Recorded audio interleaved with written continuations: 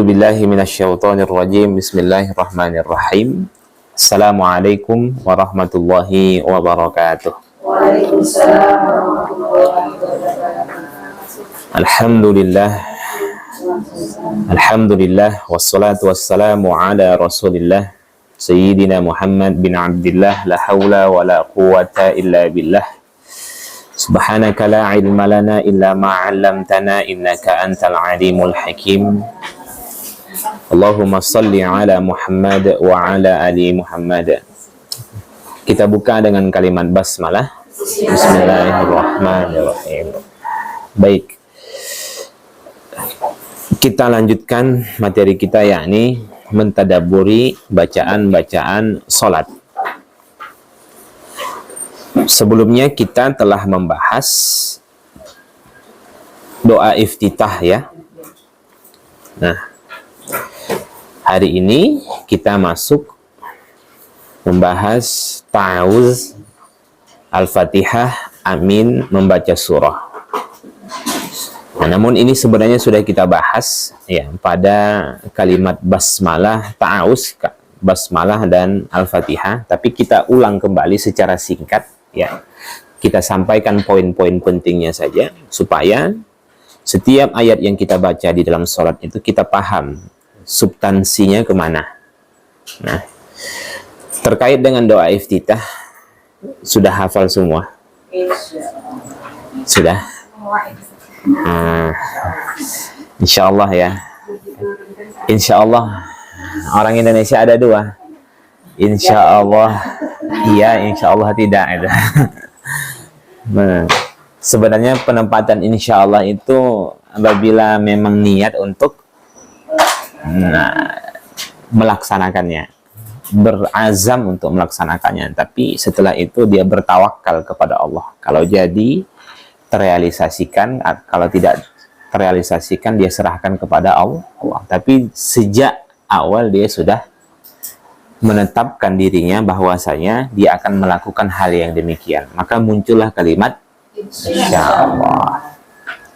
Ustaz, kalau dibikin ditaruh di depan, ada yang lupa kadang-kadang Ustaz, ditaruh di depan itu baru kita apa?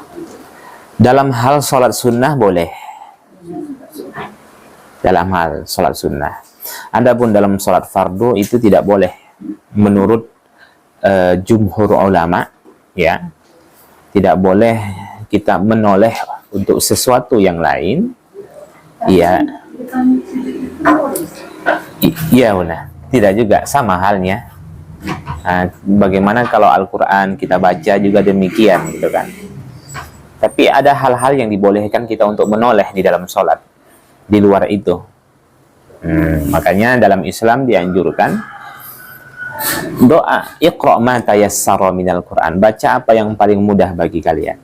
Mana yang paling mudah iftitahnya, yang mana yang paling hafal, paling mungkin surahnya yang dihafal, itu yang dibaca. Tapi kalau dalam sholat sunnah boleh secara mutlak. Nah, jadi caranya bagaimana? Biasakan dulu dalam sholat sunnah. Saya rasa kalau Bunda istiqomah sholat rawatib, baca terus-menerus tuh besoknya langsung tuh. Nah, langsung sudah hafal, sudah bisa diaplikasikan di dalam sholat fardu. Ya. Baik, kita masuk tafsir isti'adzah. Atau kita kenal dengan sebutan istilah ta'awudz. Kalau ta'awudz itu perlindungan, kalau isti'adzah meminta atau memohon perlindungan.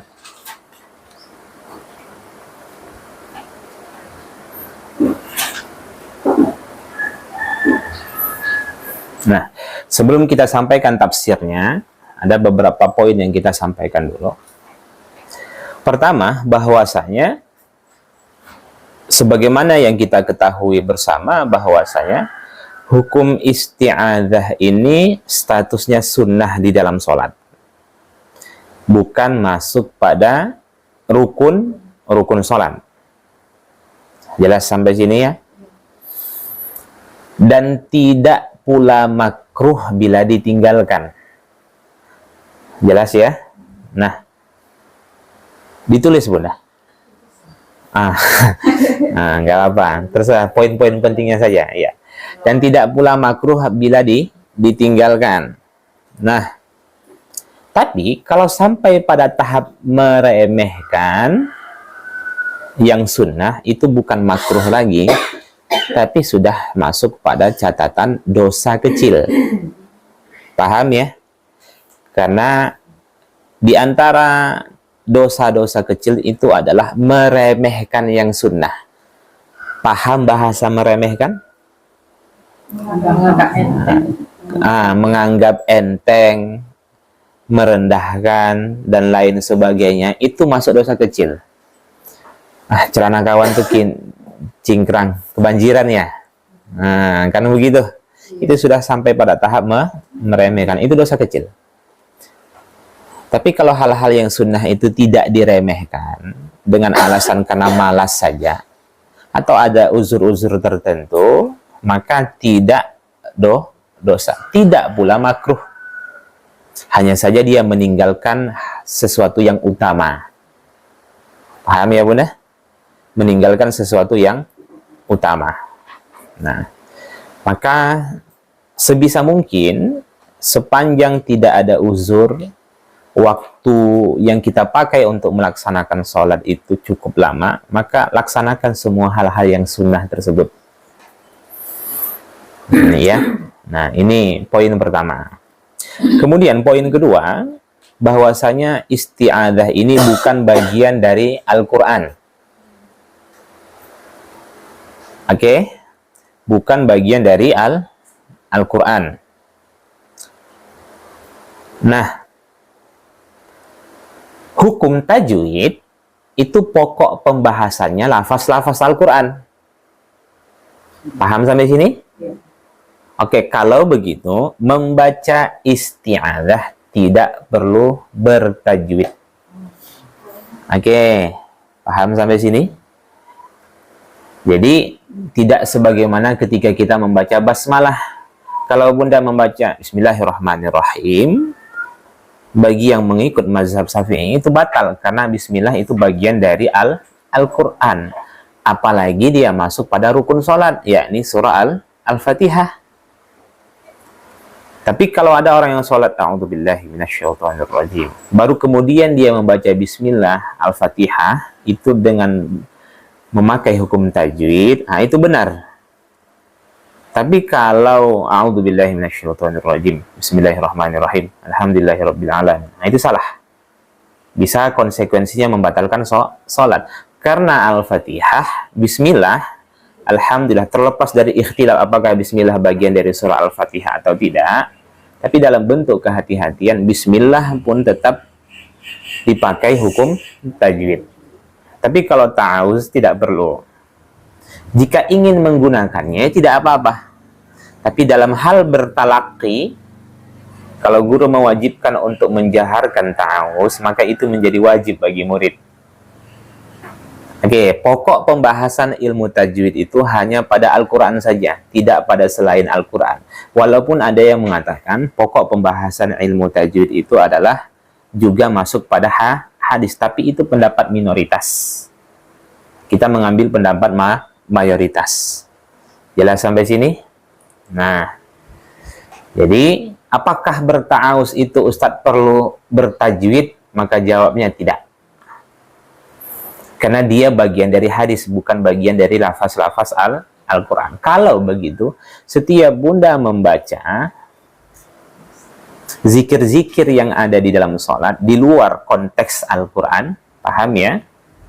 Maka itu tidak perlu bertajwid. Tapi kalau sudah membaca surah Al-Fatihah, kemudian membaca surah selain Al-Fatihah, maka itu wajib bertajwid.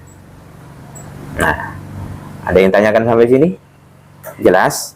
Nah, bagaimana Ustadz kalau kami membaca doa, dan doa itu terkandung ada di dalam Al-Quran? Maka jawabnya juga tidak perlu bertajwid. Karena sejak awal dia niat untuk berdoa, bukan bertilawah. Nah, paham ya? Makanya kalau dalam sujud, Ya kan, berdoa, tapi doa-doa yang ada dalam Al-Quran perlukah bertajwid seperti Rabbana Tidak, maka tidak perlu. Karena niatnya adalah berdoa, bukan membaca Al-Quran. Dan hukum membaca Al-Quran, apabila orang berdoa, diniatkan untuk membaca Al-Quran dalam salat itu makruh. Selain membaca surah Al-Fatihah dan surah-surah lain ketika berdiri. Bisa dipahami? Oke. Tapi huruf-hurufnya itu harus benar juga ya, Ustaz? Apa mana? Kayak huruf-hurufnya tapi harus benar juga. Ya, tentu iya. Tapi kalau berbicara tentang keutamaan, tentu makharijul hurufnya juga harus benar. Adapun masalah hukum-hukum tajwid seperti dengungnya, ya kan, kemudian panjang pendeknya, itu seperti kita ngomong bahasa Arab sebenarnya. Ana harusnya kan panjang, nah, ya ana, tetap sudah dipahami bahwasanya itu saya. Nah, kan nggak mungkin kita baca laula, ya kan panjang, ya kan, dia karena bertemu dengan hamzah, an asyuqqo ala ummati, ya kan, la amartuhu bisiwaq, iya kan, contoh baca hadis gitu kan. Tidak merubah, maksudnya merubah arti atau tidak merubah arti tidak pada catatan itu, tapi hurufnya, kebiasaannya adalah karena hadis maka tidak perlu. Hanya saja masalah harokat-harokat juga perlu diperhatikan. Makanya kalau begitu, apakah azan itu perlu bertajwid? Azan? Tidak. Makanya kalau bertajwid, maka tak boleh keluar dari ketentuan hukum-hukum tajwid.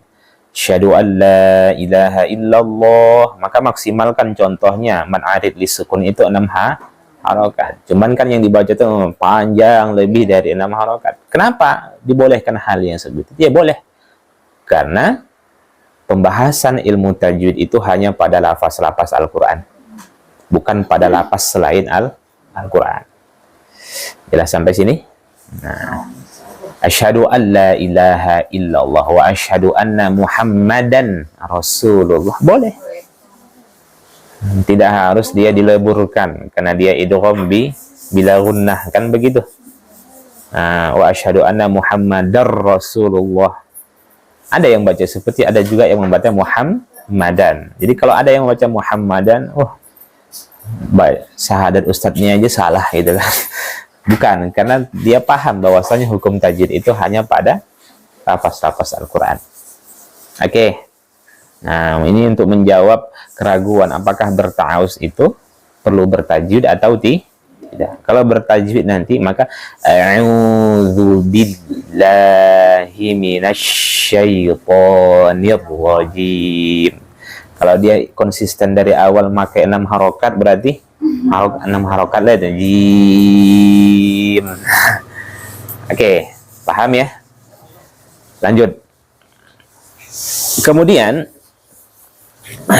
ini belum masuk tafsirnya Bunda, masih muqaddimahnya. Tidak perlu dicatat sebenarnya. Tapi yang ingin mencatatnya boleh begini.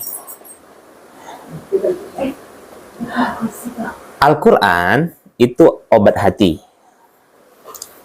Kemudian yang kedua, nutrisi bagi hati. Kemudian yang ketiga, petunjuk. Yang keempat, penjelas. Yang kelima, al-furqan, pembeda antara hak dan batil. Coba, Al-Quran itu tadi pertama apa? Obat hati. Yang kedua, nutrisi bagi hati. Tumbuhan itu perlu nutrisi. Sebagaimana juga hati manusia. Kemudian apalagi petunjuk. Kemudian penjelas. Penjelas itu apa? Al-bayyinat. Apa beda petunjuk dengan penjelas? Penjelas menjelaskan dari petunjuk itu. Oke. Jadi al-huda itu arah tujuan hidup. Sedangkan penjelas itu adalah bagaimana untuk sampai pada tujuan itu. Al-Quran bukan hanya menjelaskan jalan ke surga ke sana, nah, jalan ke neraka ke sana, tapi tidak diberikan bagaimana cara masuk ke dalam surga itu, bukan begitu. Nah, di dalam Al-Quran juga dijelaskan untuk sampai untuk sampai tujuan masuk ke dalam surga, di Al-Quran menjelaskan. Kebayang nggak kalau umpamanya kita ada orang yang bertanya kepada kita, boleh minta tolong kira-kira di mana jalan nangka di sana, di dekat di simpang di perempatan Masjid Ar-Rahman flyover atau gitu ya kan. Udah kita bilang aja itu namanya apa? Petunjuk. Tapi kalau saya jelaskan, nanti ibu keluar dari sini, mas, kemudian ke kiri, ke kanan, ya kan, kemudian ke kiri ada lampu merah, nanti belok ke kanan, dapat lampu merah lagi, terus saja. Itu namanya bayina. Al-Quran bukan hanya petunjuk, tapi juga bayina. Kemudian Al-Quran itu juga Al-Furqan, pembeda antara hak dan batil. Nah, berarti sepanjang manusia tidak menggunakan Al-Quran itu sebagai pedoman hidup, panduan hidup, keterangan, penjelas, maka dia tidak akan tahu mana yang hak dan mana yang batil. Yang hak dan yang batil itu akan terasa samar kalau dia tidak mendalami Al-Quran. Oke. Betapa banyak orang yang saat ini baru sadar, oh ternyata amalan saya salah. Itu kenapa? Karena tidak mendalami Al-Quran. Oke. Semua ini Bunda sangat dibenci oleh setan. Oke. Sangat dibenci oleh setan, sangat tidak disukai oleh setan, sehingga setan berusaha bagaimana agar orang yang membaca Al-Quran tidak mendapatkan tujuan-tujuan ini, obat hati, nutrisi hati, petunjuk, dan lain sebagainya. Maka cara untuk menghilangkan itu, kita diperintahkan untuk beristiadah. Paham sampai sini? Paham ya? Nah, tapi beristiadah itu mesti disertai dengan harapan. Paham? Dengan harapan. Ustaz, saya beristiadah tapi setan tuh kok masuk terus, berarti ada masalah dengan istiadahnya. Oke? Nah, ingat itu, kita butuh hati ini mesti diobatin terus Bunda.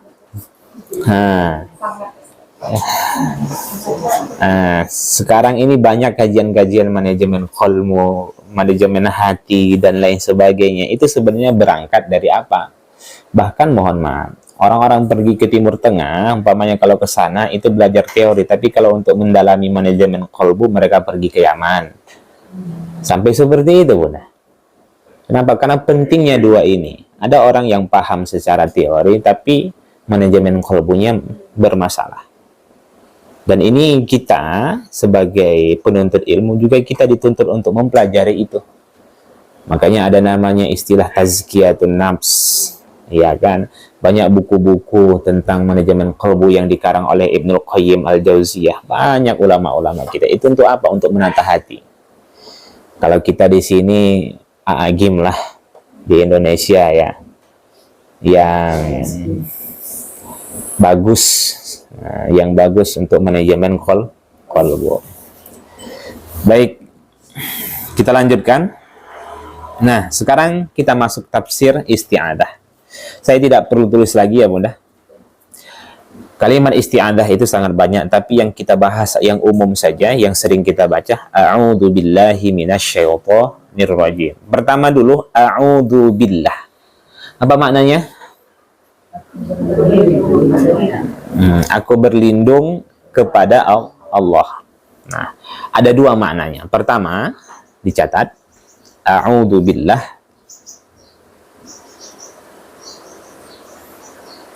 Sebagai bentuk pengakuan bahwa kita adalah hamba yang lemah.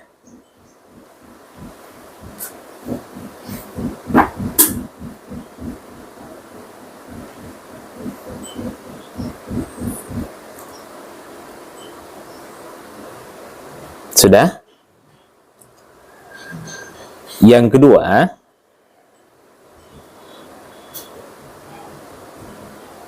meyakini bahwa Allah Maha Kuasa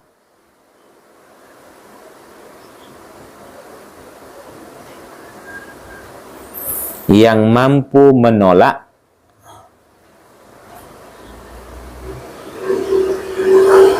segala macam gangguan dan keburukan.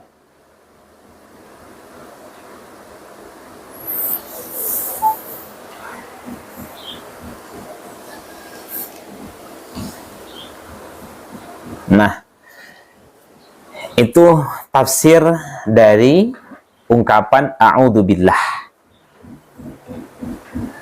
Kalau kita memohon atau meminta perlindungan kepada seseorang, itu hakikatnya bunda, maknanya ada dua.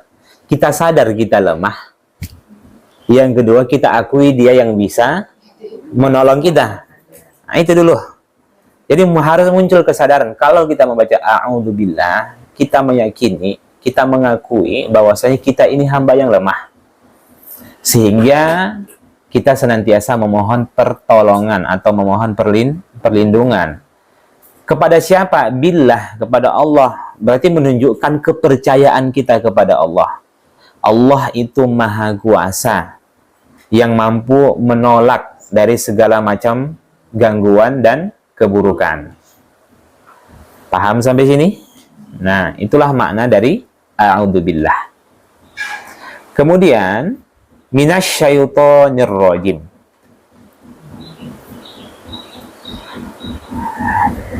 Saya rasa tidak perlu saya terjemahkan ya bunda. Kita semua sudah paham lah.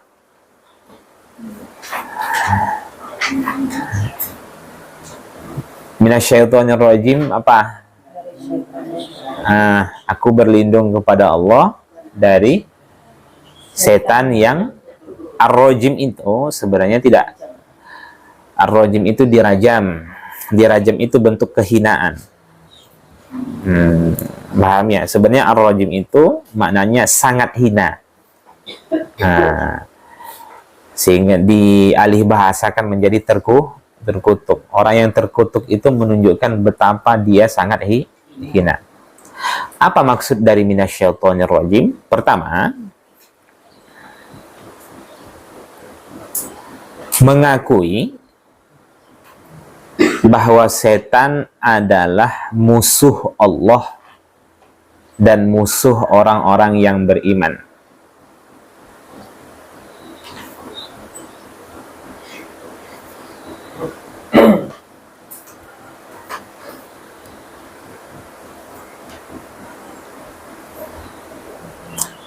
Yang kedua,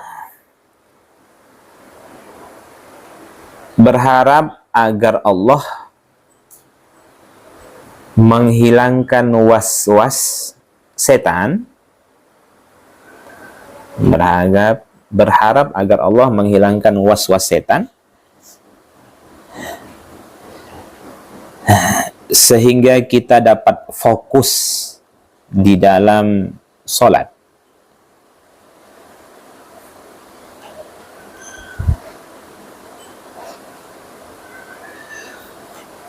Baik. Dua makna yang terkandung dalam kalimat minasyaitonir rajim. Mengakui bahwa setan itu adalah musuh Allah dan musuh orang-orang yang beriman. Kemudian kita berharap agar Allah menghilangkan was-was setan. Jadi, tanamkan di dalam diri ketika membaca isti'adzah. Ya, kita berharap agar Allah menghilangkan bisikan-bisikan setan yang ada di dalam diri kita. Jelas ya bunda? Nah, sehingga apa? Sehingga kita fokus di dalam menunaikan sholat. Sekarang muncul pertanyaan, selama ini ketika kita membaca isti'adzah, muncul nggak rasa harap itu? Atau hanya sebatas kebiasaan? Ini sunnah gitu. Tapi tidak ada rasa harap di situ. Sedangkan kesempurnaan ibadah itu bila terpenuhi 3 kan. Pertama apa? Mahabbah, rasa cinta, berharap, ya kan, kemudian takut, khauf, ya kan. Ingat, kaidahnya begini. Diterima atau tidaknya ibadah itu tergantung pada 2 perkara. Apakah dia mengikut panduan Al-Quran dan Sunnah? Apakah dia ikhlas? Paham sini? Makanya rukun ibadah itu ada 2. Ada yang mengatakan juga 3. 3 itu maksudnya Al-Quran, Sunnah, ikhlas. Kalau 2, Al-Quran dan Sunnah, ikhlas. Itu rukun ibadah. Berarti kalau 2 ini tidak terpenuhi, ibadah tertolak. Paham ya? Tapi kesempurnaan ibadah itu bergantung pada 3 hal. Apa itu? Rasa cinta yang mendalam kepada Allah, berharap kepada Allah, takut kepada Allah. Kalau kita ingin mengetahui ibadah saya ini 100% atau 90% atau kurang dari itu, atau tidak mendapatkan keutamaan, maka lihat dari 3 ini. Gampangnya begitu, Bunda. Jelas ya? Orang kalau bermasalah rasa cintanya kepada Allah, maka niat ibadahnya akan melenceng. Allah akan dinomorduakan. Kenapa Allah dinomorduakan? Maka jawabnya karena bermasalah rasa cintanya. Betul atau tidak? Iya. Kenapa ya dalam hidup ini saya selalu mendahulukan orang lain daripada Allah? Maka jawabnya, karena lebih cinta dia kepada orang lain daripada Allah. Kenapa saya mendahulukan anak saya daripada Allah ya? Maka jawabnya, karena engkau lebih mencintai anakmu daripada Allah. Itu masalahnya di mana? Rasa cinta. Tapi kalau rasa cinta yang mendalam kepada Allah, maka Allah akan diprioritaskan dalam hal apapun. Cuman karena bermasalah rasa cintanya, maka setiap aktivitas kehidupannya Allah akan dinomorduakan. Atau yang dinomor sekian-sekian. Nah, yuk ke masjid, ngapain? Ngobrol-ngobrol. Nanti setelah itu sholat. Berarti ngobrolnya yang utang. Yuk pergi umroh, ngapain? Jalan-jalan. Berarti gimana masalahnya? Cinta. Ada tekad yang mendalam bahwasanya yuk pergi ke sana, mengapain? Ingin taqarrub ilallah, mendekatkan diri kepada Allah. Tapi yang ada tidak, bukan itu. Main-main. Berarti bermasalah rasa cinta. Kenapa niat ibadah itu melenceng? Karena ada masalah dengan rasa cinta. Itu terkait dengan mahabbah. Kalau yang kedua, berharap. Orang kalau bermasalah rasa harapnya kepada Allah, dia tidak akan maksimal beribadah. Sudah pasti. Ibu-ibu, selesai kita ngaji ini, itu di luar ada piring 1000.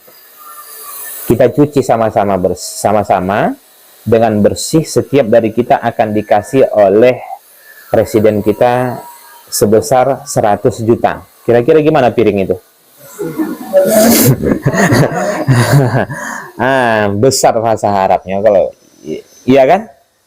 Allah sudah menjanjikan setiap ibadah itu ada balasannya. Tapi karena dia tidak berharap itu, maka ibadahnya tidak maksimal. Muncullah nanti perasaan begini. Yang penting sudah sholat. Yang penting sudah sedekah. Yang penting sudah puasa. Yang penting. Akhirnya apa? Dia tidak mau memaksimalkan ibadahnya. Dia tidak mau menambah ibadah-ibadah yang lain. Yang penting tidak berdosa. Ya kan? Dia sholat hanya membaca Al-Fatihah saja. Setelah itu ruku. Kenapa? Allahu Akbar, tidak baca doa iftitah. Karena sunnah katanya gitu kan. Kemudian dia baca Al-Fatihah. Setelah Al-Fatihah langsung sholat. Kenapa? Karena bermasalah rasa harapnya. Kalau besar rasa harapnya kepada Allah, maka tentulah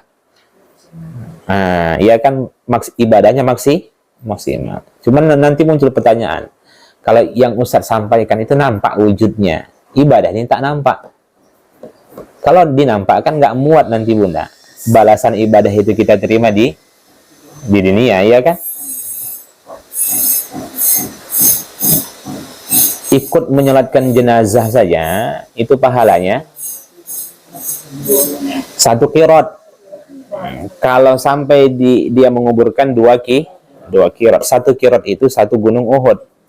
1 gunung Uhud itu menurut pemerintah Arab Saudi 465 miliar ton. Berarti dengan sholat jenazah saja dapat pahala 460 miliar ton beratnya. Kalau dibentukkan, itu sholat jenazah saja. Oke. Gimana kita mau menerima itu, Bunda? Makanya ibadah itu balasannya di mana? Ditunaikan di akhir. Makanya kan wa innama tuwaffawna ujurakum yaumal qiyamah. Ketika manakala seseorang mati, kemudian dia dibangkitkan, disitulah baru sempurna ibadahnya, dibalas oleh Allah. Makanya orang yang mati itu disebut dengan wafat. Wafat itu artinya sempurna. Kenapa? Hanya orang yang mati baru disempurnakan balasannya. Di dunia dia sudah mendapatkan balasan kebaikan, balasan keburukan. Iya juga. Tapi baru ditunaikan secara sempurna kapan? Nanti di akhirat. Baik. Sampai mana tadi? Nah, jadi ada 2 kandungan yang bisa kita ambil ya dalam kalimat a'udzubillah, 2 pula yang bisa kita ambil pengajarannya, istinbat hukumnya dari kalimat minasyaitonir rajim. Berarti seluruhnya ada 4. Apa itu? Sebagai bentuk pengakuan bahwa kita adalah hamba yang lemah, meyakini bahwa Allah Maha Kuasa yang mampu menolak segala macam gangguan dan keburukan. Kemudian yang ketiga, mengakui bahwa setan adalah musuh Allah dan musuh orang-orang yang beriman. Ingat, setan itu Bunda musuh Allah dan musuh orang yang beriman. Maka jangan jadikan dia sebagai teman. Kalau sudah Allah terang-terangan mengatakan setan itu musuh Allah, maka jangan jadikan dia sebagai teman. Iya, apalagi besti. Inna syaitona lakum aduun. Sesungguhnya setan itu musuh bagi kalian, kata Allah. Fattakhidhuhu aduwan. Maka perlakukan dia sebagai musuh. Sesungguhnya setan itu musuh bagi kalian. Maka perlakukan dia sebagai musuh. Itu kata Allah. Bagaimana kalau kita memperlakukan seseorang? Kalau orang itu kita anggap sebagai musuh kita. Jangankan untuk mendekati, lihat wajahnya saya najis. Nah, ya kan begitulah bahasanya Bunda, ya kan? Lagi musuhan di rumah gimana? Sama pasangan. Rumah sekecil ini bisa nggak pandang-pandangan Bunda. Ya, itu lagi musuhan. Begitulah Allah katakan setan itu musuh kalian, maka perlakukan dia sebagai musuh. Jelas ya? Maka cara menghindari perbuatan dosa itu ya jangan dekati. Jangan dekati. Segala hal-hal yang bisa menjerumuskan itu dihindarkan. Oke. Kita lanjutkan. Sekarang kita masuk tafsir Al-Fatihah.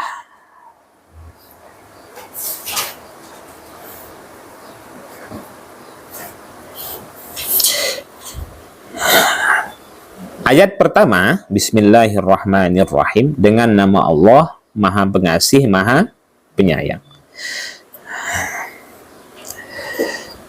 Yang belum hadir mungkin belum tahu ya apa perbedaan Ar-Rahman Ar-Rahim. Silakan dijawab yang santri lama. Yang santri lama. Apa yang dimaksud dengan Ar-Rahman? Kadang orang masih susah membedakan Allah itu maha pengasih, Allah itu maha penyayang. Apa perbedaan pengasih dengan penyayang? Oke, kalau Ar-Rahim untuk orang-orang yang beriman. Bentuk kasih sayang Allah kepada semua makhluknya itu nikmat dunia. Sedangkan bentuk bentuk kasih, bentuk pemurahnya Allah adalah nikmat dunia. Adapun bentuk sayangnya Allah adalah keberkahan hidup. Paham ya Bunda? Jadi tidak semua orang yang dikasih diberkahi. Gampangnya seperti itu. Tapi setiap orang yang diberkahi hidupnya pasti diberi nikmat dunia, terlepas sedikit atau banyaknya, tapi itu akan membawa keberkahan dalam hidupnya.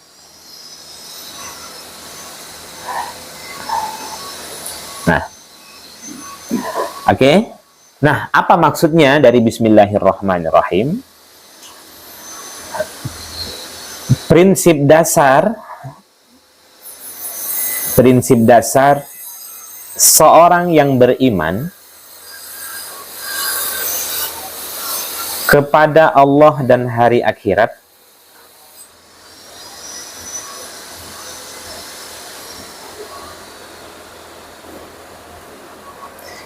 dia mesti menyertakan nama Allah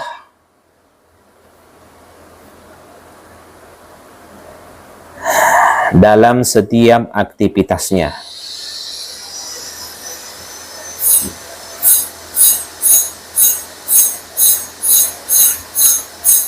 Serta meniatkan aktivitas tersebut karenanya. Serta meniatkan aktivitas tersebut karenanya.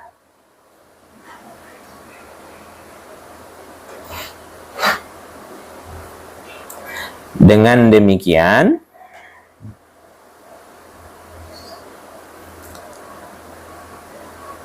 rahmat Allah akan hadir padanya,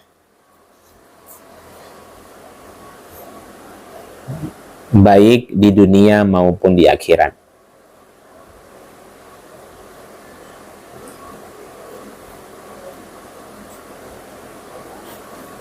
Nah, itu makna yang terkandung dalam kalimat Bismillah. Intinya Bunda, dengan nama Allah Maha Pengasih, Maha Penyayang, itu maksudnya apa? Bahwasanya Allah ingin membimbing kita bahwa prinsip dasar seorang hamba yang beriman kepada Allah dan hari akhirat, dia mesti menyebut nama Allah dalam setiap aktivitasnya dan melakukan aktivitas tersebut karenanya. Tujuannya untuk apa? Untuk mendatangkan rahmat Allah. Allah itu Ar-Rahman Ar-Rahim.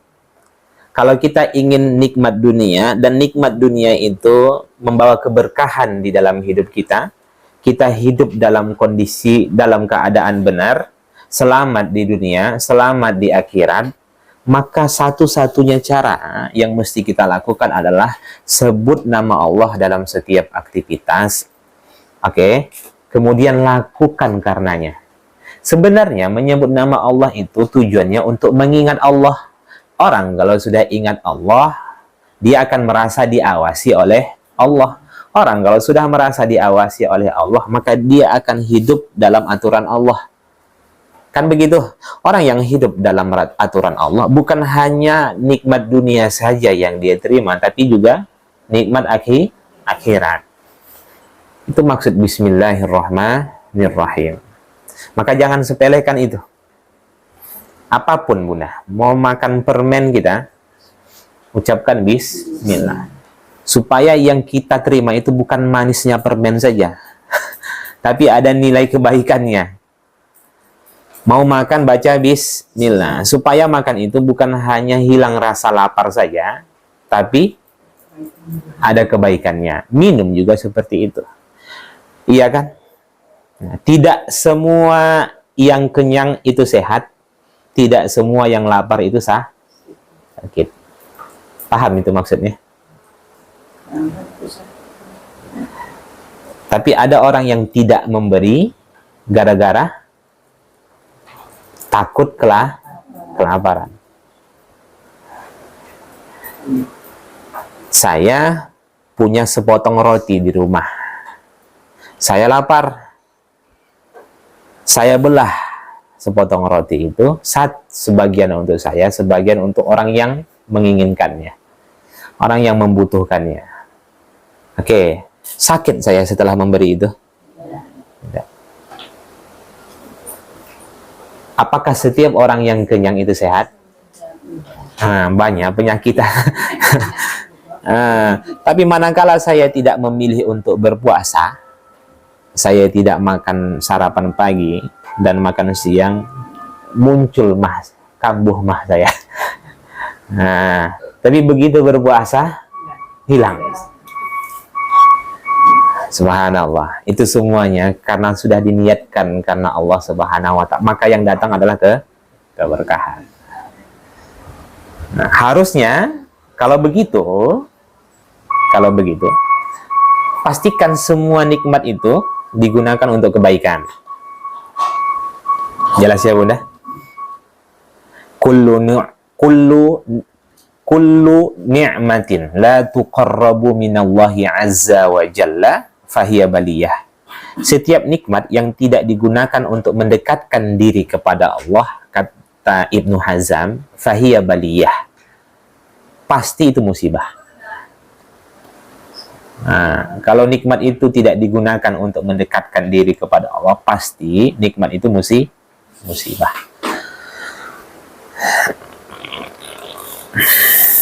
Kenapa? Karena hanya mendatangkan kebaikan di dunia saja, tapi tidak kebaikan akhirat.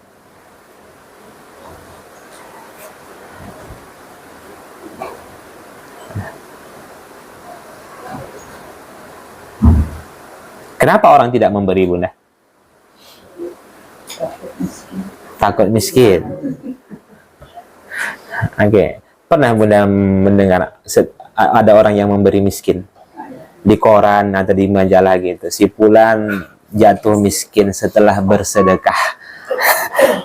Tidak ada kan? Oke, tapi kenapa yang lebih banyak dimakan daripada yang dikeluarkan? Kira-kira apa jawabannya?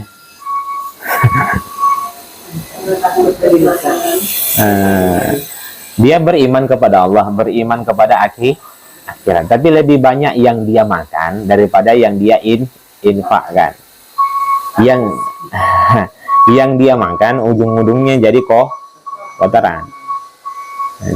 Dia sudah percaya itu, tapi masih enggan lagi untuk mengeluarkannya. Berarti ada masalah keimanannya tentang akhirat. Makanya Allah cela kan dalam surah Al-Ma'un, ara'aital ladzi yukadzibu biddin. Tahukah engkau Muhammad siapa yang mendustakan hari kiamat itu? Mendustakan hari pembalasan. Siapa? Fadzalikal ladzi yad'ul yatim. Orang yang kenapa? Karena orang yang sudah tidak menyantuni orang-orang yang lemah, itu sudah pasti bermasalah keyakinan dia tentang hari akhirat. Oke? Nah, baik, kita lanjutkan. Ayat kedua, Alhamdulillahi Rabbil Alamin. Segala puji bagi Allah, Rabb seluruh alam.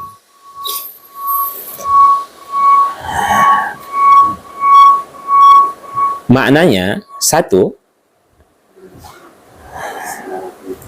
terjemahnya nggak perlu Bunda. Nah, kita sudah tahu lah terjemahnya ya. Satu, menetapkan bahwa Allah maha terpuji dari segala sisi. Menetapkan bahwa Allah maha terpuji dari segala sisi. Kalau terjemahnya saya rasa tinggal tinggal buka tuh Al-Quran terjemah, dapatlah itu. Tapi kalau tadabbur ini tidak Bunda. Ya. Satu, menetapkan bahwa Allah dari segala sisi. Itu alhamdulillahirabbil alamin. Nah, berarti di sisi Allah hanya ada pujian. Itu maksudnya ya Bunda. Di sisi Allah hanya pujian. Kalau begitu kita tidak boleh mencela Allah. Tidak boleh menyandarkan keburukan kepada Allah. Karena di sisi Allah seluruhnya hanya ada pujian, hanya ada sanjungan. Ya. Kedua, menetapkan bahwa Allah pencipta, pemilik, dan pengatur semesta alam.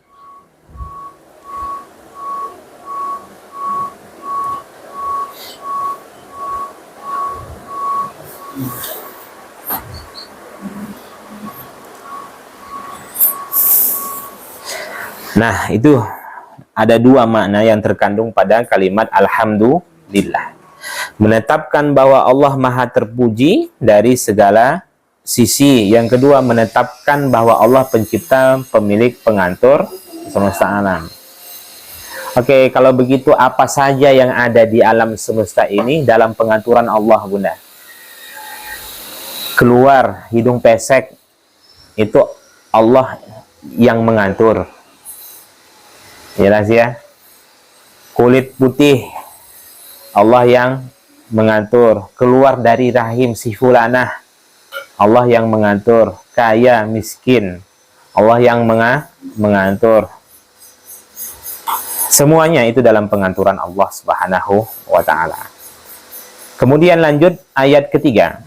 Ar-Rahmanir Rahim. Menetapkan bahwa Allah mengatur semesta alam dengan kasih dan sayangnya. Menetapkan bahwa Allah mengatur semesta alam dengan kasih dan sayangnya.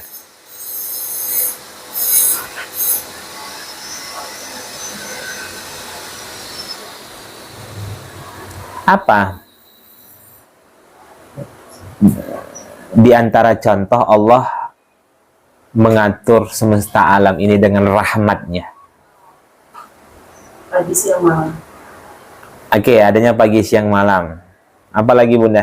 Sebutkan yang lain, masing-masing lah. Hujan. Oke, apalagi panas. Panas itu rahmat. Berarti kalau rahmat jangan dicela.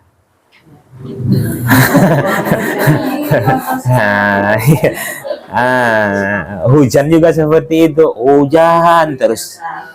Begitu berhenti hujan berapa hari ini, kapan lah begitu panas berapa hari ini, ya kan, kapan lah hujan. Ya kan, dia ingin yang mengatur alam semesta ini dirinya gitu.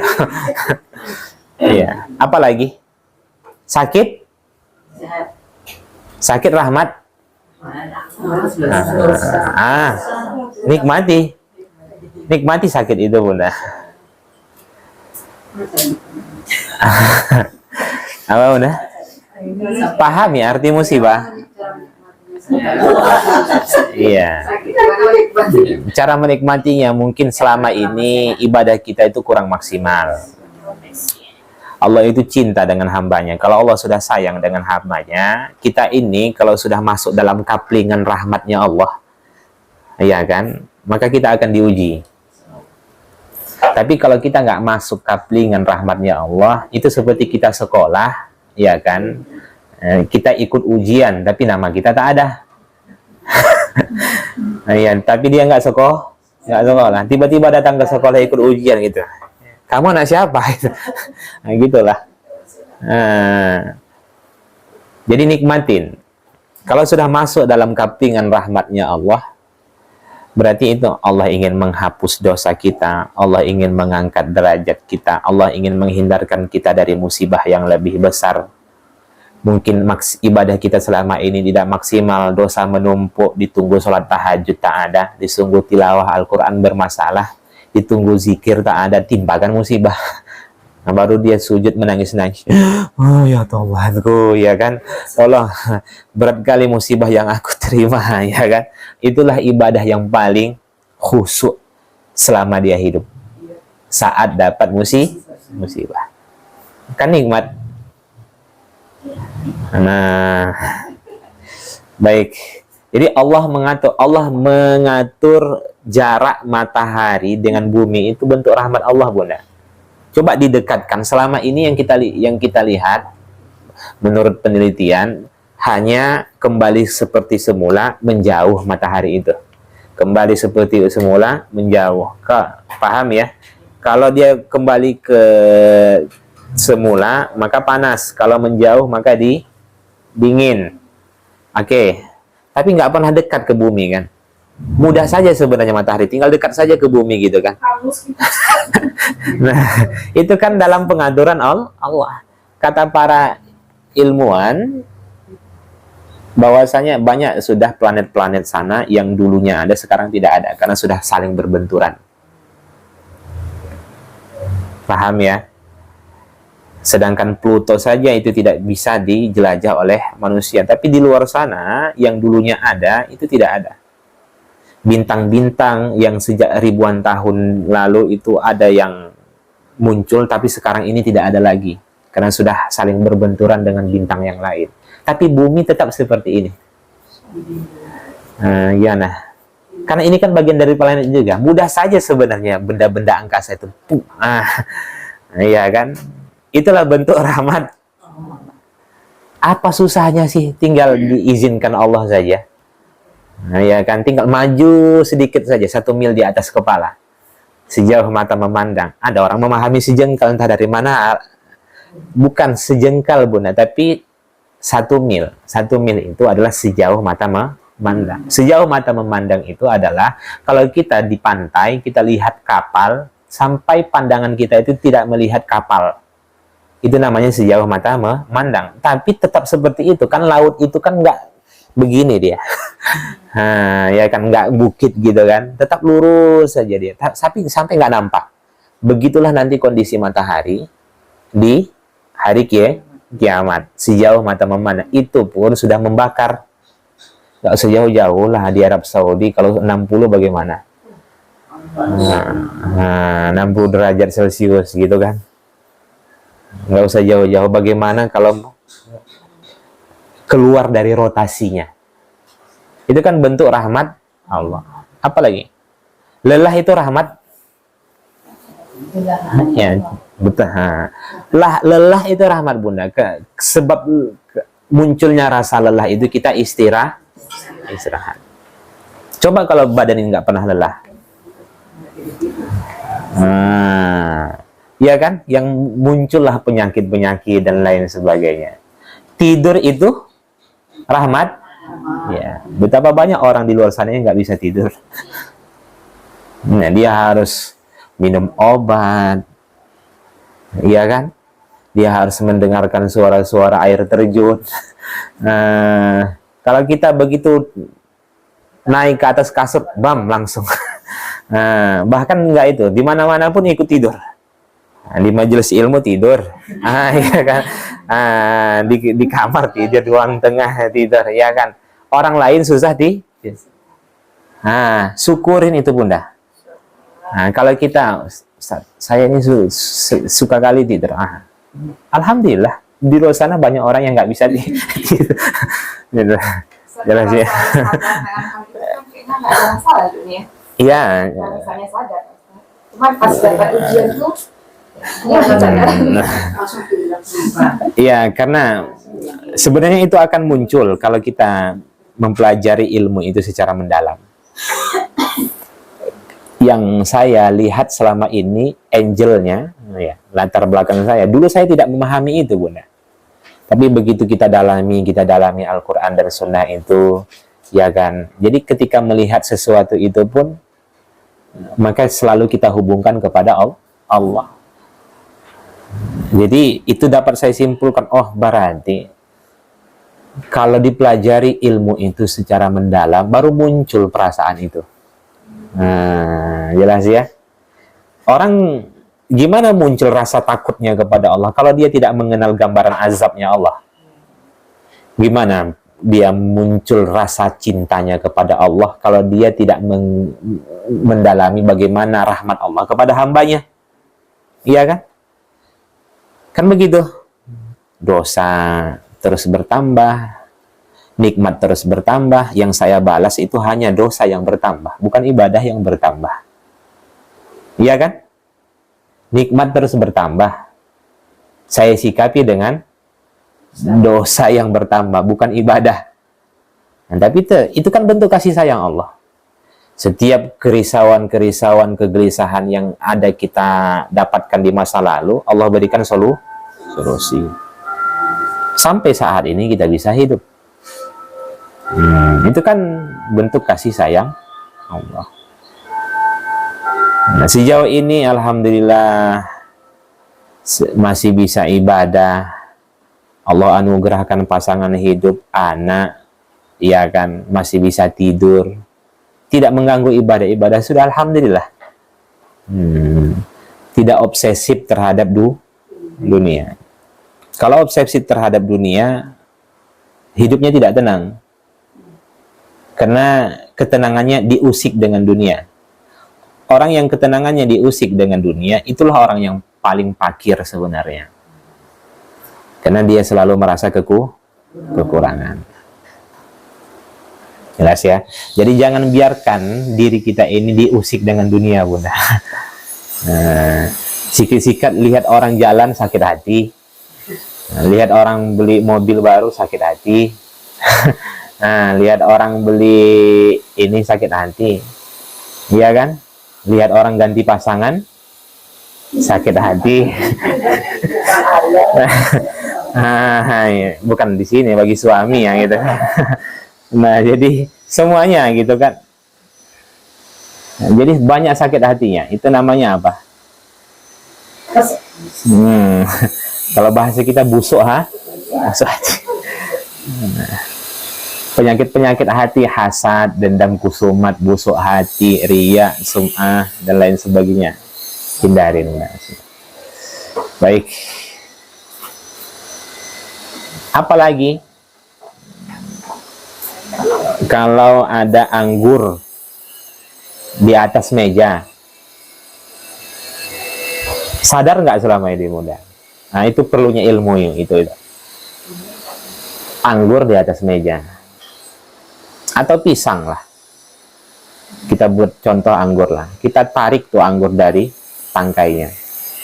Muncul perasaan, kalau ada ilmunya tentang Allah, tentang kekuasaan Allah, dia akan muncul perasaan, ya Allah, gimana saya cara mengembalikan buah ini ke tangkainya lagi? Bisa nggak? Nggak bisa kan? Ya, iya kan, Bunda? Itu bentuk pengaturan Allah. Cuma kemana pisang itu begitu rapinya berbuah. Nah, itu dia. Itu kan sebenarnya kalau dia memahami ilmu secara mendalam, dia pelajari Allah itu, bagaimana kekuasaan Allah dan lain sebagainya. Gitu, ya. Tumbuh biji itu kalau kita belah, kita tanam, tumbuh nggak dia? Kita belah biji buah-buahan itu, Bunda? Enggak. Tapi begitu kita tanam, terbelah sendiri, maka muncul tunas. Siapa yang belah itu? Wah.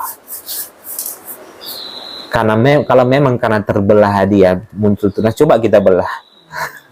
Nggak muncul, ya kan? Kita taunya kan cuma makan. Ya, baik.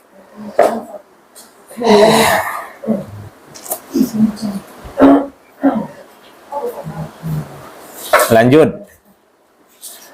Maliki yaumiddin.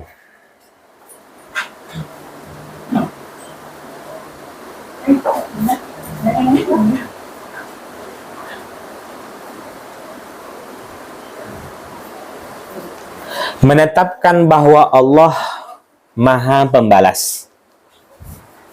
Malik Yaumiddin maknanya yang menguasai hari pembalasan. Maksudnya itu menetapkan bahwa Allah Maha Pembalas.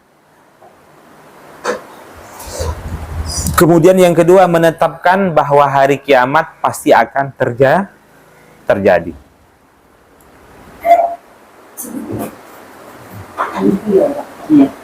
Menetapkan bahwa hari kiamat pasti akan terjadi. Nah, ada dua kandungan dalam kalimat Maliki Yaumiddin. Kalau kita baca Maliki Yaumiddin, kira-kira yang muncul apa? Allah yang menguasai hari pembalasan. Yang muncul apa dalam hati kita? Muncul rasa takut, Bunda. Muncul rasa takut kalau kita membaca ini, Maliki Yaumiddin. Walaupun Allah itu Maha Rahmat, tapi juga Allah Maha Pembalas. Kalau yang di awal tadi itu untuk memunculkan rasa harap kita kepada Allah, yang ini Maliki Yaumiddin itu untuk memunculkan rasa takut. Jelas. Ustadz, kira kan bertentangan nih Ustadz. Labil nampaknya Allah nih. Ada yang bilang kayak gitu kan. Labil nampaknya Allah. Di awal dia mensifati dirinya dengan Ar-Rahman Ar-Rahim. Kemudian setelah itu dia mensifati dirinya dengan Maliki Yaumiddin, Maha Pembalas. Kenapa enggak semua manusia itu masuk surga saja, Ustaz? Adanya hari pembalasan itu, Bunda, karena rahmat Allah. Coba kalau tidak ada hari pembalasan, maka hidup kita ini akan kacau. Orang akan berlaku sewenang-wenang, suka berbuat zolim tanpa aturan Allah, karena tidak ada aturan hukumnya. Jam 7.30 kita datang kemari, ada orang yang di sana tidur sampai jam 10. Masuk surga sama. Nah, di mana rahmat Allah kalau seperti itu, Bunda? Iya kan? Makanya Allah sampaikan Allah itu Maha Pembalas. Artinya apa? Segala apa saja yang kita lakukan dalam hidup ini pasti akan ada balasannya. Jelas. Itu yang pertama. Yang kedua, menetapkan bahwa hari kiamat pasti akan terjadi. Menetapkan sudah ditulis. Nah, ya. Berarti maksudnya apa? Ketika kita membaca Maliki Yaumiddin, itu kita meyakini hari kiamat pasti akan terjadi. Kira-kira gimana tuh? Hari kiamat niscaya. Niscaya itu pasti. Harusnya kalau keimanan kita kuat mendalam tentang hari kiamat, itu akan membuat kita untuk bersegera di dalam melakukan ketaatan, bersegera memohon ampun kepada Allah Subhanahu wa taala. Cepat atau lambat, disadari atau tidak, kiamat pasti akan terjadi. Tak perlu dipikirkan kapan harinya. Tapi Ustadz, di dalam hadis saya pernah mendengar bahwasanya hari kiamat itu sebagaimana yang disabdakan Nabi hari Jumat. Oke, ya memang kalau sudah Nabi mengatakan hari Jumat, tapi kan hari Jumat di sini beda dengan hari Jumat di Amerika. Nah, berarti kalau begitu hari kiamat itu apa namanya? Hari kiamat itu apa namanya? Datangnya tidak tiba-tiba. Oh, hari kiamat di Indonesia, kita di sini belum hari kiamat. Bukan begitu, Bunda. Nah, itu kembalikan kepada Allah. Allah Maha Kuasa. Jelas ya? Allah turun di sepertiga malam. Kalau Allah turun sepertiga malam, bagaimana yang lainnya? Sepertiga malam di Indonesia belum tentu sepertiga malam di Barat. Jadi orang yang berdoa di sana bagaimana? Ya itu yang dia pikirkan. Jangan pikirkan hal-hal yang seperti itu. Yang penting Allah turun di sepertiga malam. Nah, bagaimana cara turunnya sudah. Nah, jauh kali dia mikir ke sana gitu. Nah. Baik, malam Al-Qadar itu kan satu malam, iya kan? Di malam malam ganjil di sini belum tentu malam ganjil. Nah, kasihanlah Ustadz ya. Nah, yang sini dapat, yang sana tidak ada. Bukan begitu. Kembalikan kepada Allah. Nah, jelas ya. Lanjut. Iyyaka na'budu wa iyyaka nasta'in.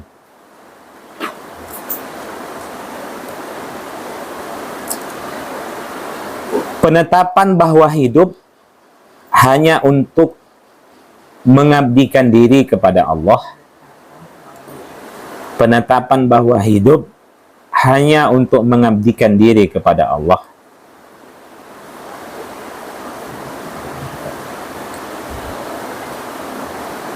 Sudah? Yang kedua, menyandarkan seluruh urusan hidup kepada Allah.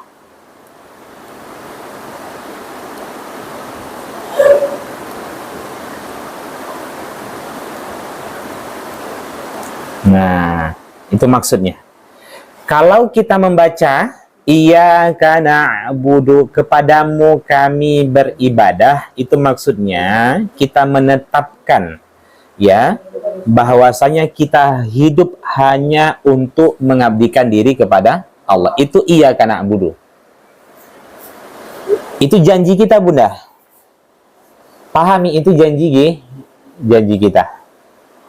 Wa iyyaka nasta'in, dan kepadamu kami memohon pertolongan. Itu maksudnya kita menyandarkan seluruh urusan hidup kita kepada Allah. Jelas? Jadi begini, wa iyyaka nasta'in itu hanya kepadamu kami memohon pertolongan. Itu berangkat dari kepercayaan manusia itu sendiri kepada Allah. Berangkat dari kepercayaan itu, maka dia akan menyandarkan seluruh urusan hidupnya kepada Allah. Oke. Jadi tipe manusia dalam hidup ini, ada yang suka kali berdoa, tapi tak beribadah. Paham enggak? Kalau doa kencang dia. Malam doa, siang doa, pagi doa, sholat tidak. Nah, sedekah tidak. Ada tipe manusia seperti itu. Ada pula tipe manusia yang sibuk beribadah tapi dia tidak berdoa. Itu orang yang sombong. Man lam yas'alullah ghadaballahu alaih. Barang siapa yang tidak meminta kepada Allah, Allah murka kepadanya. Kenapa? Karena orang yang tidak memohon pertolongan kepada Allah itu jatuhnya sombong. Jatuhnya sombong, jatuhnya ujub. Dia menyandarkan bahwasanya semua yang saya dapatkan ini karena hasil usaha saya. Makanya dia nggak mau berdoa. Hari ini kita melihat ada tipe manusia saat berhasil, saat berhasil, saat dia senang dia tidak berdoa, saat susah dia baru berdoa. Karena saat dia berhasil, dia menyandarkan keberhasilan itu pada dirinya. Nah itu dia. Saat senang malas dia berdoa. Begitu susah, setinggi-tingginya udah dia angkat tangan. Nah, kalau bisa di depan Ka'bah lagi. Nah, kurang doanya di tanah air gitu kan. Ada masalah di situ. Iya kan? Apa bentuknya? Dulu dia mencela pekerjaannya, sekarang dia membangga-banggakan pekerjaannya. Apa contohnya? Ada orang jualan kacang.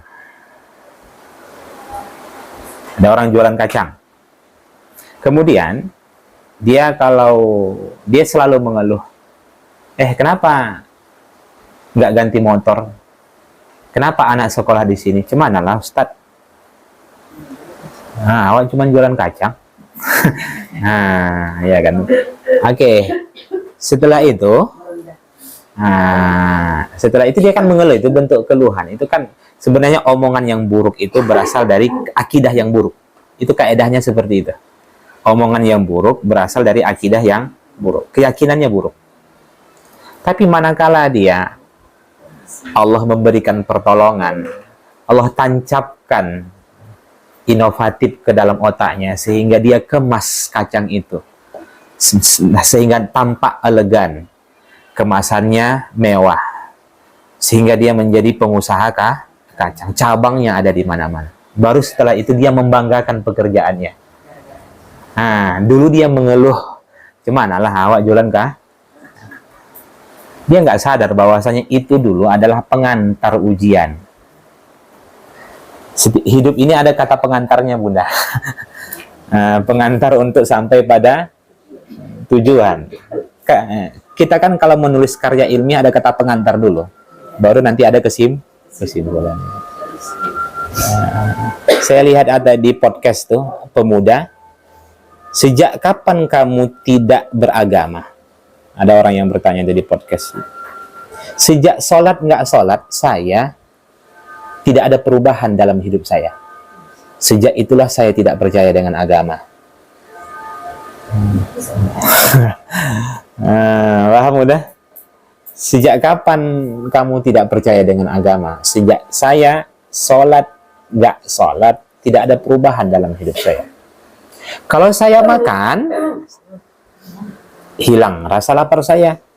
Kalau saya minum, hilang rasa haus saya. Saya sholat nggak begitu-gitu saja. Dia sudah terlalu cepat menyimpulkannya.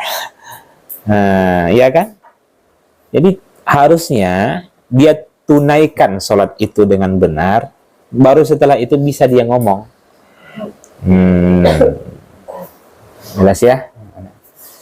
Baik.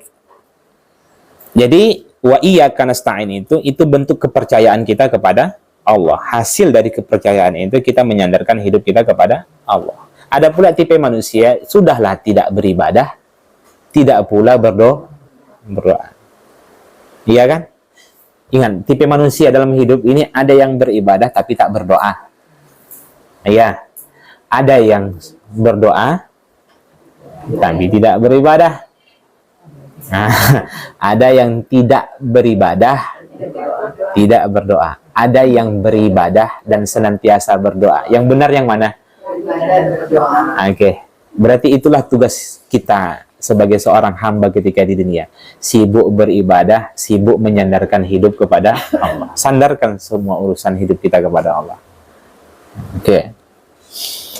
Kenapa? Karena di awal sudah Allah tanamkan kepada kita secara mendalam. Allah itu Rabbul Alamin. Allah itu Malik Ar-Rahmani Nir-Rahim. Allah itu Malik Yaumiddin. Allah yang menguasai semesta alam. Allah yang mengurus semesta alam dengan rahmatnya. Allah yang menguasai hari pembalasan. Bukan hanya Allah menguasai semesta alam saja, tapi nanti di akhirat Allah juga penguasa. Oke, kalau begitu hanya kepada Dialah kita mengabdikan diri dan hanya kepada Dia kita memohon pertolongan. Maka yang ditanamkan dulu tauhid. Orang kalau bermasalah tauhidnya, bermasalah ibadahnya.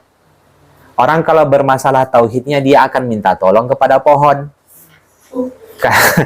Nah, ya kan? Dia akan minta tolong kepada Nyi Roro Kidul. Nah, dia akan minta tolong kepada dukun.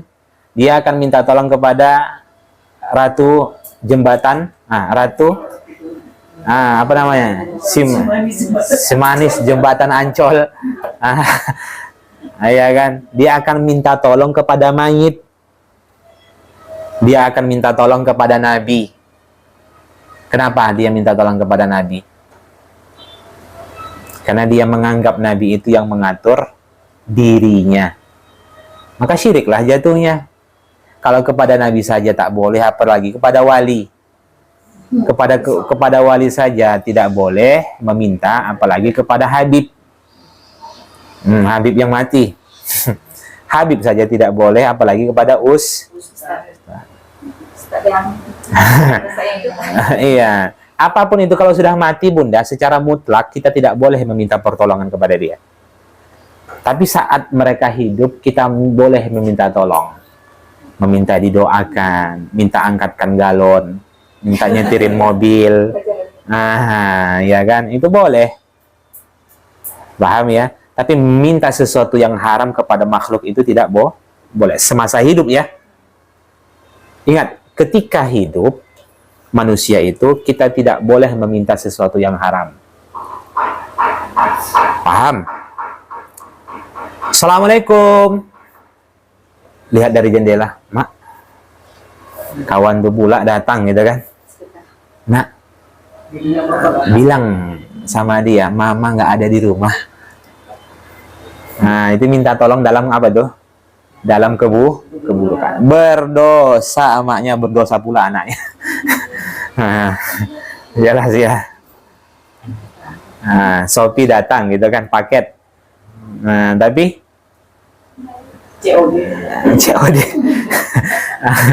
Tak ada pula uang, tapi nekat-nekatan beli dan lain sebagainya. Bilang, nggak ada orang di rumah, atau rumahnya nggak di sini. Nah, atas nama ini rumahnya nggak di sini. Minta tolong kepada suami supaya korupsi. Nah, itu nggak boleh kan? Jangankan minta, kepada Allah pun meminta tolong sesuatu yang buruk tak boleh. Ya Allah, tajam kali mulut tetanggaku itu. Tolong wafatkan dia besok. Boleh? Enggak. Sudah setahun aku sabar dengan mulut dia itu gitu kan. Enggak sabar lagi. Tolong matikan dia ya Allah. Enggak boleh. Jelas ya. Itu meminta tolong kepada Allah dalam, ya itu sudah kita bahas dulu ya Bunda. Kalau meminta tolong kepada mayit secara mutlak, baik itu orang soleh ataupun tidak, tak boleh. Tidak boleh, secara mutlak tak boleh. Nggak usah jauh-jauh di kampung sana lah. Saya kalau ziarah Bunda setiap tahun sebelum memasuki Ramadan, ikut mertua saya ke almarhum mertua laki-laki, itu banyak tuh di samping-samping itu. Pak, besok mau Ramadan. Doakan ibu dan anak-anak ya supaya kuat menjalankan ibadah puasa. Jahil kali lah orang ini. Pak, besok kakak mau tes PNS. Doakan ya. Pak, besok ibu mau nikah lagi. Kita izin ya.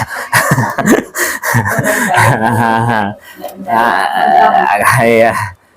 Untuk apa? Itu kena ada manfaatnya Bunda. Kalau sebatas memberitahukan, itu nggak ada manfaatnya. Yang butuh mayit itu doa dari kita. Apa?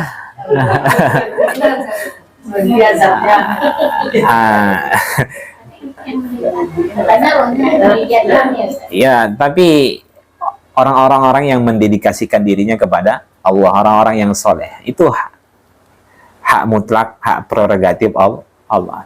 Memang ada orang yang bisa melihat hal yang demikian, iya kan? Tapi kalau meminta itu tidak boleh, karena mayit itu butuh doa dari kita. Oke, makanya doa kaum muslimin dan muslimat itu sepakat sampai doa. Amalan yang masih diperdebatkan. Paham ya Bunda? Sepakat doa kaum muslimin dan muslimat itu sampai. Tapi kan saya Ustaz nggak soleh. Sejak kapan Al-Quran dan Sunnah mengatakan doa orang yang soleh sampai? Sejak kapan?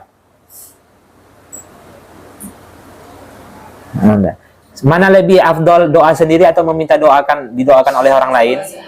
Doa sendiri. Kenapa? Karena berdoa itu bagian dari ibadah. Kalau kita berdoa berarti kita yang beribadah. Kalau kita minta tolong sama orang lain yang beribadah. Mau Bunda serahkan ibadah itu sama orang lain? Jelas ya. Oke, kasih amplop pula lagi tuh. Ya kan? Kasih amplop. Nah, ya kan? Belum tentu dikabulkan. Ustadz, tapi kan saya nggak soleh. Ini bukan bicara nggak boleh, lebih afdol ya. Lebih afdol. Karena Nabi pun memerintahkan sahabat-sahabat untuk berdoa langsung kepada Allah. Walaupun sahabat-sahabat itu meminta didoakan oleh Nabi. Tapi Nabi juga meminta kepada Allah. Itu sekelas Nabi. Tapi pun begitu Nabi memerintahkan sahabat agar lebih banyak berdoa. Walaupun boleh.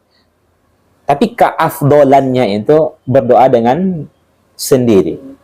Tapi kan saya Ustaz nggak soleha.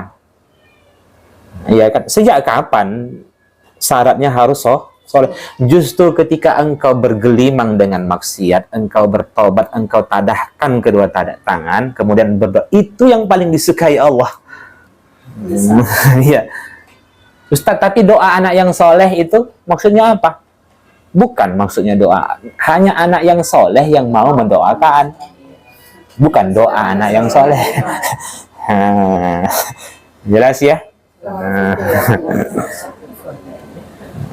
Jadi boleh Ustaz doakan saya, Ustaz boleh Bunda. Tapi lebih banyak kita berdoa, lebih banyak berdoa sendiri. Jelas ya? Kalau misalnya habis sholat berjamaah itu Ustaz lebih baik mana? Ke imam yang Sholat berjamaah? Doa sendiri Bunda. Karena begini, pertama hajat imam dengan hajat makmum berbeda. Imamnya minta tambah istri. Nah, ya kan? Istrinya tidak. Kan gitu, kan beda jadinya. Yang satu meminta, yang satu menolak. Kan hajatnya berbeda. Contoh lah itu, ya kan? Nah, dia punya masalah dan lain sebagainya. Cuman, kenapa ada doa berjamaah? Sebenarnya, dalam mazhab Syafi'i, berdoa berjamaah itu untuk mengajarkan kepada jamaah bagaimana cara berdoa yang baik. Makanya tidak boleh dirutinkan sebenarnya dalam mazhab Syafi'i. Cuman sudah menjadi rutinan. Makanya kalau berdoa bersama sekeluarga nggak masalah. Kita ajarkan anak-anak kita bagaimana cara yang berdoa yang baik. Apa bentuk doanya, ya kan? Kemudian bagaimana cara memulai doa itu, bagaimana cara mengakhiri sholat doa itu, bagaimana cara berzikir, ya kan? Dalam bentuk syiar. Tapi setelah itu jangan dibuat kebiasaan. Cuman hari ini kita lihat, kalau nggak berdoa berjamaah, dibilang Salafi, Wahabi, Muhammadiyah. Nah, ya kan sejak kapan Rasulullah itu Muhammadiyah, Salafi, Wahabi? Nah, jelas ya. Nah, jadi itu boleh, Bunda. Lanjut. Ihdinas siratal mustaqim. Memohon anugerah ilmu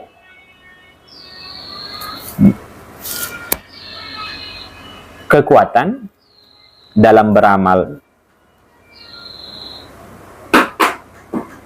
dan istiqomah dalam menjalani hidup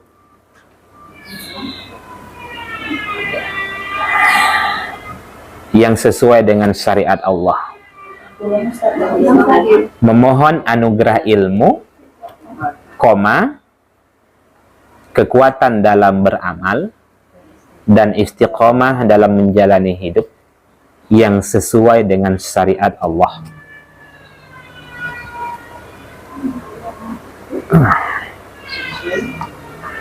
Dengan syariat. Siratal mustaqim itu Bunda, jalan yang lurus itu syariat Allah. Jalan yang lurus itu adalah jalan, maksudnya adalah syariat Allah. Jalan yang mengantarkan kepada kita hidup benar ketika di dunia, senang di akhirat. Itu siratal mustaqim.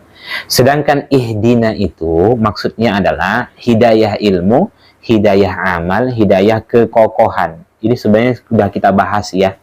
Jadi kalau kita minta ihdina, ingat Bunda, ihdina itu kita minta hidayah ilmu. Oke, kita minta hidayah amal, kita minta hidayah kekokohan atau istiqomah. Oke. Berarti yang pertama kali Allah ajarkan kepada kita doa, itu doa memohon hidayah. Dengan hidayah itulah kita beribadah kepada Allah dengan benar. Seakan-akan begini, ya Allah, Engkau tuntut kami beribadah, dengan benar, hanya kepadamu. Kemudian Engkau perintahkan kepada kami agar senantiasa memohon pertolongan. Apa bentuk permohonan itu ya Allah? Yang bisa mewakili semuanya. Maka Allah ajarkan, ihdinas siratal mustaqim, minta hidayah. Orang bermaksiat, dia butuh hidayah agar keluar dari maksiatnya. Sepakat? Ya. Orang yang taat, dia butuh hidayah agar istiqomah dalam ketaatannya. Jadi semua manusia, apapun backgroundnya, apapun latar belakangnya, dia butuh hidayah. Tidak ada satupun yang menjamin kita ini mati dalam keadaan husnul khotimah, kecuali Allah. Sekalipun kita saat ini istiqomah menutup aurat, menjaga sholat, bersedekah, nggak ada bunda. Satu-satunya yang bisa menggaransi iman kita hanyalah Allah. Bukan orang lain, bukan pula kita sendiri. Itu kan sudah kita bahas ya. Banyak dulu orang-orang yang di masa awal-awal kehidupannya taat, tapi mati dalam keadaan su'ul khatimah. Banyak sekali dalam sejarah. Sahabat-sahabat Nabi yang istiqomah dalam ketaatan, semangat dalam beribadah, tapi sepeninggalan Nabi murtad. Paham ya udah? Bahkan belum lagi Nabi meninggal, sudah banyak yang murtad. Banyak.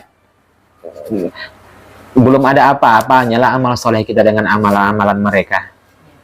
Tapi mereka mati dalam keadaan su'ul khatimah.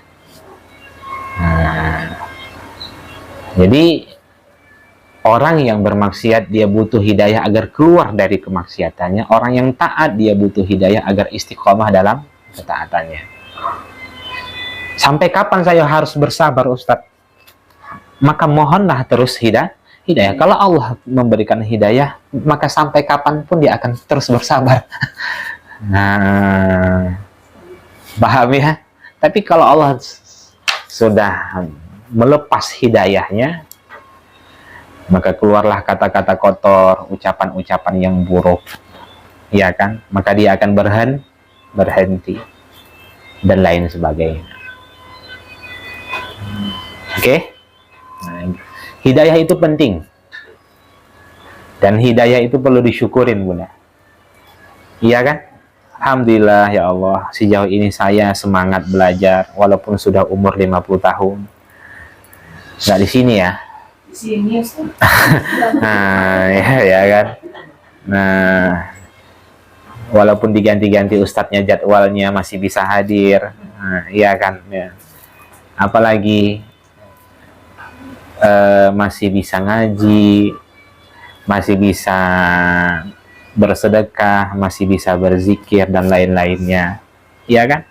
Sisa udah. Jadi nikmatin itu, syukurin. Tidak di luar sana orang yang diberikan semua anugerah Allah, tapi menyebut nama Allah pun dia susah.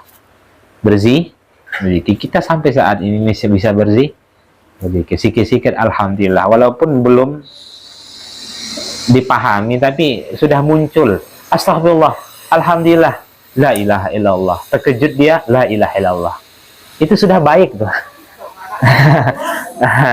Ya Allah, sudah baik dah. Itu sudah baik bunda. Tinggal didalami aja lagi. Makomnya nanti tinggal dinaikkan saja lagi. Makom perasaan lagi. Bukan makom lisan saja. Tinggal dinaikkan sedikit. Nah. Baik, lanjut. Siratal ladzina an'amta 'alaihim ghairil maghdubi 'alaihim waladdallin.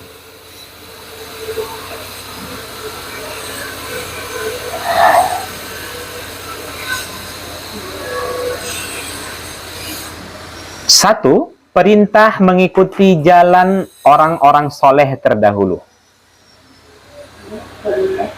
Perintah mengikuti jalan orang-orang soleh terdahulu.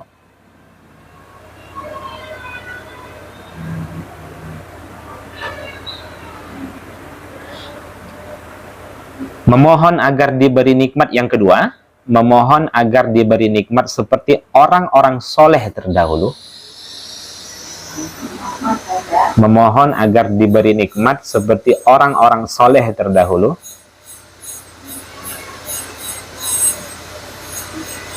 Sudah?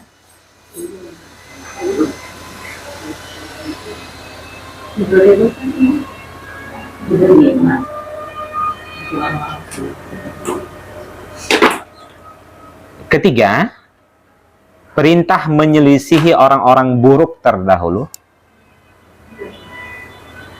Perintah menyelisihi orang-orang buruk terdahulu.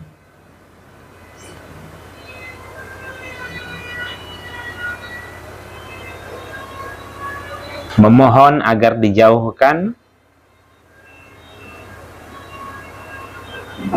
ya, yang keempat, memohon agar dijauhkan dari golongan orang-orang yang dimurkai dan tersesat.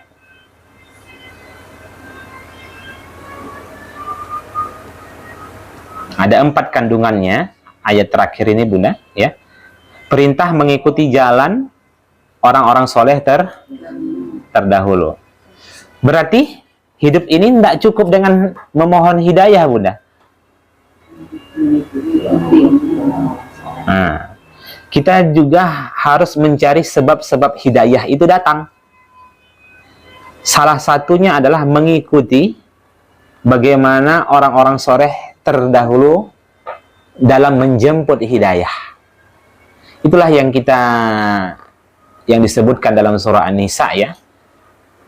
Dari minan nabiyyin wasyuhada, terus wassalihin wa hasuna, minan nabiyyin wasiddiqin wasyuhada wassalihin. Ada 4, para nabi, kemudian para siddiqin, kemudian orang-orang yang mati syahid, kemudian orang-orang soleh terdahulu. Ini kan semuanya orang-orang wahasuna ulaika rafiqa. Dan itulah sebaik-baik teman, kata Allah kan. Sebaik-baik teman di mana? Rafiqa itu teman di surga. Kalau teman di dunia, itu namanya sahib. Kalau ada nama orang Rafiq, Arafiq, itu maksudnya sebaik-baik teman di surga. Berarti 4 golongan ini dijanjikan masuk surga. Oke. Berhubung 4 golongan ini dijanjikan Allah masuk surga, kalau kita ingin masuk surga, ikuti jalan mereka. Bagaimana cara Nabi dalam mengamalkan agama, bagaimana orang-orang siddiqin, sahabat dalam menjalankan agama, bagaimana orang-orang yang mati syahid dalam menjalankan agama, bagaimana orang-orang yang soleh terdahulu dalam menjalankan agama. Jalan. Jadi nggak cukup dengan meminta hidayah, tapi kita harus mencari sebab hidayah itu datang. Jelas ya? Kemudian kita minta diberi nikmat seperti mereka diberi nikmat oleh Allah. Bukan hanya itu, kita juga diperintahkan untuk menyelisihi orang-orang buruk terdahulu. Di antara contoh terbesarnya adalah orang-orang Yahudi dan Nasrani. Orang Yahudi itu orang yang dimurkai, yang sudah tahu, yang berilmu tapi tidak beramal. Tahu kebenaran, Nabi tidak mau mengamalkannya. Orang-orang yang tersesat itu adalah orang-orang yang beramal tanpa didasari ilmu. Semangat ibadahnya, tapi salah. Kita nggak mau seperti itu, Bunda. Jangan pula kita semangat belajar tapi tidak diamalkan. Itu orang-orang dimurkai. Kita nih belajar supaya meningkat kualitas ibadah kita. Jelas ya? Nah, maka kita ucapkan amin, istajib. Ya Allah, istajib. Ya Allah, kabulkan. Amin itu maknanya kabulkanlah ya Allah. Perkenankanlah ya Allah. Itu makna amin. Oke, singkat Bunda. Sudah habis waktu kita ya. Makna yang terkandung dalam lafaz amin, satu, di antara sebab terkabulnya doa. Di antara sebab terkabulnya doa. Sudah? Yang kedua, berharap agar Allah mengabulkan doa yang dipanjatkan dalam surah Al-Fatihah. Berharap agar Allah mengabulkan doa yang dipanjatkan dalam surah Al-Fatihah. Apa yang kita panjatkan dalam surah Al-Fatihah? Doanya Bunda. Ihdinas siratal mustaqim, siratal ladzina an'amta 'alaihim ghairil maghdubi 'alaihim waladdallin. Sudah? Jadi kalau mengucapkan amin, ya Allah, aku minta hidayah ilmu, hidayah amal, hidayah kekokohan, itu ketika kita mengucapkan amin Bunda, sadarin gitu. Tanamkan dalam diri, benar-benar berharap doa itu dikabulkan. Ucapannya apa? Amin. Itu maksudnya di antara sebab terkabulnya doa, berharap agar Allah mengabulkan doa-doa yang ada, yang kita panjatkan dalam surah Al-Fatihah. Yang ketiga, berharap agar Allah menghapuskan dosa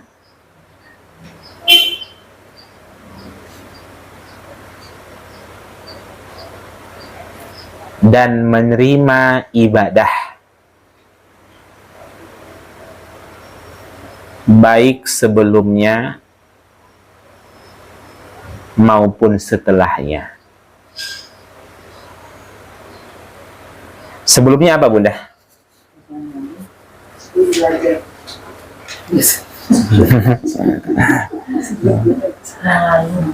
Nah, ya. Setelahnya? Nah, maksud sebelumnya menerima ibadah sebelum dan setelahnya di sini adalah sebelum membaca amin. Nah, setelahnya setelah membaca amin. Apa ibadah yang kita lakukan setelah amin? Membaca surah, ruku, i'tidal, sujud. Itu maksudnya. Nah, jelas ya? Jadi kalau kita mengucapkan amin, itu maknanya ada beberapa. Sebab terkabulnya doa. Yang kedua, berharap agar Allah mengabulkan doa-doa yang ada dalam surah Al-Fatihah. Yang ketiga, berharap dosa-dosa dihapuskan, amal ibadah diterima. Maka jangan sepele mengucapkan amin Bunda. Apalagi main-main. Saya rasa di sini nggak ada lagi yang main-main aminnya gitu kan. Anak-anak lah itu yang main-main. Amin. Macam-macam lah. Jelas ya. Jadi kalau Bunda dalam keadaan masbuk, dalam keadaan masbuk, kemudian belum mendapati soft, imam mengucapkan amin, amin aja langsung. Nah, jelas ya. Jadi amin. Nah, idza ammanal iman fa aminu, kan itu dalam hadis. Apabila bersamaan aminnya imam dengan aminnya makmum, maka diampuni dosanya. Nah, jadi begitu. Jadi bukan saya sibuk dengan yang maksudnya sibuk dengan hal-hal yang lain gitu kan, baca doa sehingga baca amin, baca doa iftitah dia gitu kan, sehingga dia tidak membaca amin. Biarkanlah mereka baca amin, saya sibuk menyelesaikan iftitah saya. Allahu akbar kabir walhamdulillah katsir. Bukan begitu. Nah, jadi ketika imam amin, ya amin. Amin. Ini kalau sholat berjamaah, tapi kalau sholat sendiri tidak ya. Oke, ada yang tanyakan? Panjang nih, nampaknya kita dapat ya. Nggak dapat nampaknya Bunda. Sebelum bulan Ramadan ya. Panjang perjalanan kita, belum lagi sampai nanti tahiyat ya. Apalagi nanti ada yang mengganggu di jadwal Ustaz di tanggal 22, maka segera beristirahat. Iya. Iya, itu dia.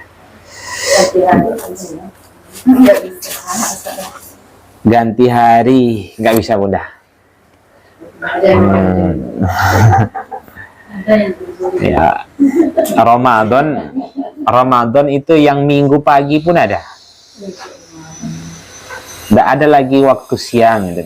Saya bilang stop siang untuk belajar, ya kan? Kalau gitu Ustaz, pagi lah. Pagi nggak ada. Minggu lah Ustaz. Semangat ibu-ibu itu gitu. Nah, seminggu. Karena tadabbur Al-Quran memang tepat kalau dipelajari di bulan Ramadan. Ya. Alhamdulillah. Kalau di Al-Azhar semalam, Jumat itu materinya Abasa. Setelah Abasa lanjut nanti An-Nazi'at, baru Al-Muluk, An-Naba, nanti diselingi dengan Al-Muluk. Enggak berurutan Al-Muluk, kemudian nanti ayat kursi, kemudian nanti Yasin, kemudian akhir surah Al-Baqarah. Nanti seperti itu. Karena mentadaburi Al-Quran itu kalau kita urutkan, nanti sudah masuk di grup WhatsApp, si ibu ini telah meninggal dunia, ya kan, ibu ini telah meninggal dunia. Paham maksudnya Bunda? Nah, atau ustadznya wafat dulu gitu kan. Nah, maksudnya begini, kalau kita urutkan itu Bunda, juz 29 umur 70 tahun belum selesai kita. Makanya caranya bagaimana? Ya memang dengan waktu yang singkat ini kita pilih-pilih aja lah surahnya, iya kan? Kita pilih-pilih mana yang sangat penting, yang dirasa itu, iya. Memang nanti ada di grup itu Bunda, pasti ada nanti itu, pelan-pelan nanti. Yuk, telah meninggal si Fulana binti Fulan, jam sekian, mari sama-sama kita bertakziah. Cepat atau lambat Bunda. Iya kan? Karena itu nggak akan bisa kita hindari. Sejauh ini jamaah-jamaah kita yang seperti itu, yang sering kali info-info musibah, meninggal dan sebagainya, itu yang di Al-Azhar tuh. Dalam setahun ada 8 orang.